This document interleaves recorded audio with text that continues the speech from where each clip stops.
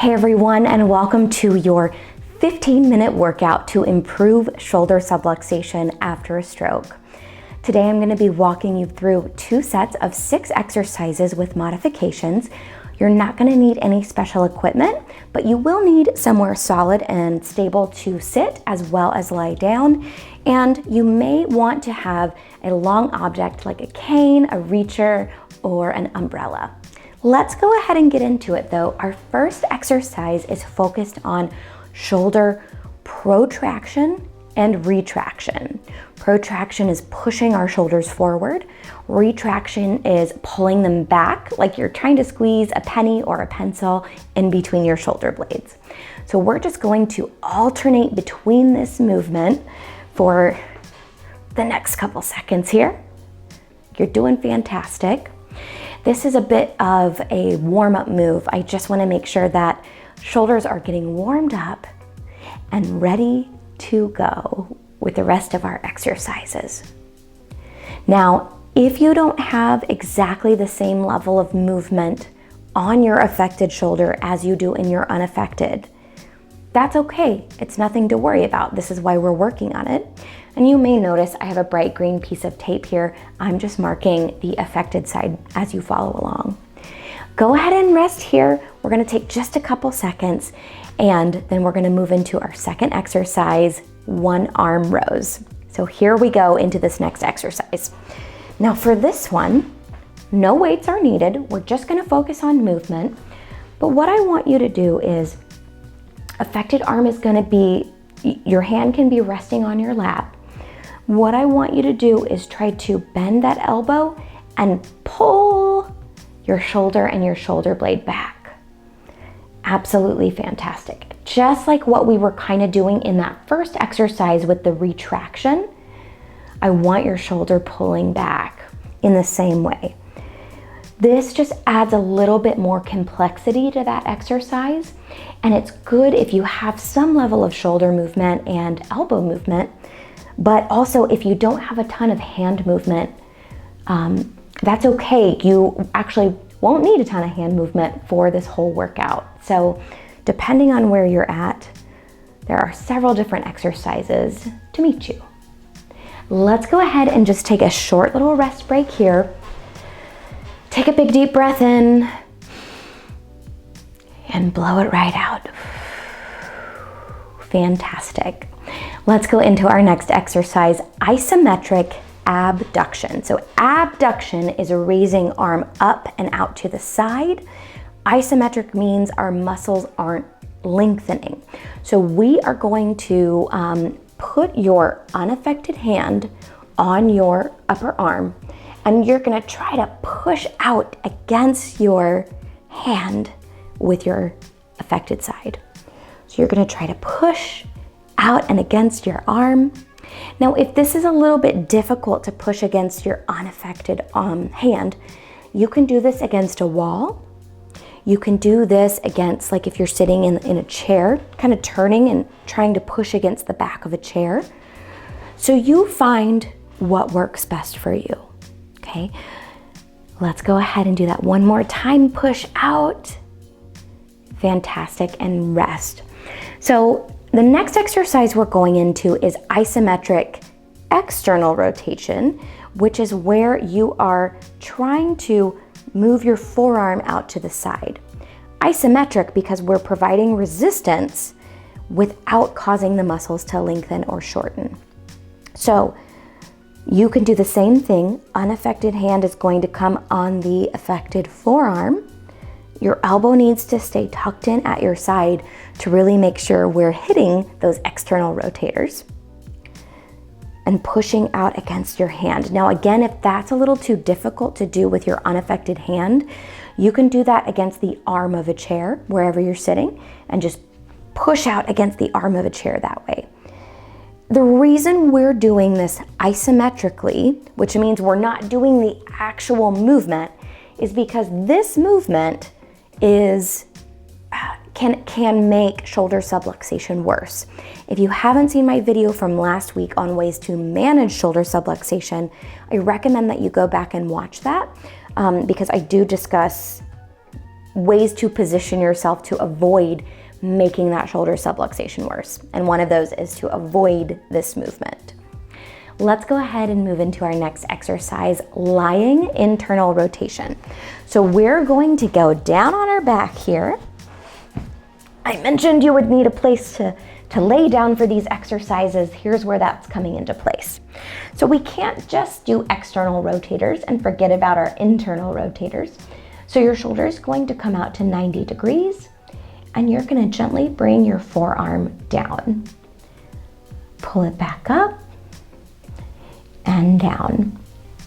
We're letting gravity essentially sort of push our arm down. What I don't want to see is that, right? We want to do nice, slow, and controlled movements. Fantastic.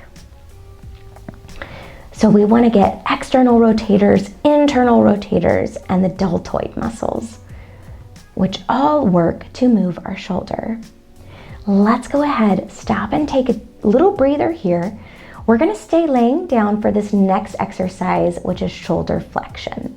So this is where you may want to grab a reacher, cane, umbrella, whatever you might want to use. If you do have some level of grip strength, this is where you're going to be holding onto this object. Elbows are going to be as straight as you can get them. Now, I know that that's not always possible. Straight as you can get them. And arms are going to come up and over your head and then forward again. Let's do that again. And bring your arms forward. Now, if you don't have a ton of grip strength in your affected hand, use your unaffected hand to hold on to your affected, and you can use that to help you. So let's use hands together. If you don't have a ton of grip strength, you can use your unaffected hand to sort of help your affected side along. You figure out which way is going to be best for you. But let's go ahead, take a breather. We're going to come back up to sitting. And we're going to go through all those exercises one more time. You're doing fantastic. We are halfway there. Okay, make sure my mic is still on. We're going right back into shoulder protraction and retraction. So you're going to push those shoulders forward and then pull them back, squeezing those shoulder blades tight. Push them forward and pull them back. Absolutely fantastic. We're going to keep going with this one. Pull them back, squeezing those shoulder blades. Letting our shoulders know that we're about to do a little bit more work, right? Absolutely fantastic. Like I mentioned before, if your affected shoulder isn't moving quite as well, that's fine. Meet yourself where you are. Use whatever movement that you already have. Stop and take a little rest break here. And we're going to go into the second exercise again, one arm rows. So this is where you are going to be resting your arm here on your lap. And you're going to pull that elbow and shoulder back, squeezing your shoulder blade back, back, back. Fantastic. And remember, this one is where we're sort of combining the retraction from the last exercise we just did. But we're just making it a little bit more complex. So that that elbow is coming back as well. It's all moving back together. Now, if you wanted to make this a little bit harder, add a little bit more resistance, that's okay. You could add a cuff weight, or if you have some level of grip, you could add a 1 pound dumbbell, depending on where you're starting off. Or if you have a fairly good grip, wide grip, grab a can of beans, something canned food, and start working it out. Okay, let's take just a moment. We're going back into isometric abduction. So remember, that's lifting arm up to the side, but without actually lifting. We're using unaffected hand on the upper arm here, and we're gonna try to push, push, push out against. You may not have a ton of movement. You may not be able to really push your hand away, or if you're trying to push into a wall, feel a ton of movement. But what you can start to look for is muscle contraction. Can you feel those muscles around your shoulder contracting, trying to move? Because that contraction is the first step to getting movement. So we look for whatever level of movement that is, even if it's just the muscle twitching or contracting. Take a breath here. Nice job. For this next one, we're going back into isometric external rotation. So your elbow is coming in at your side, your unaffected hand is coming onto your forearm, and you are trying to press against your hand and then pulling back. Push again, and then pull back. So we're focusing on strengthening those external rotators of the shoulder, but without getting in a position like this that could potentially make that subluxation worse.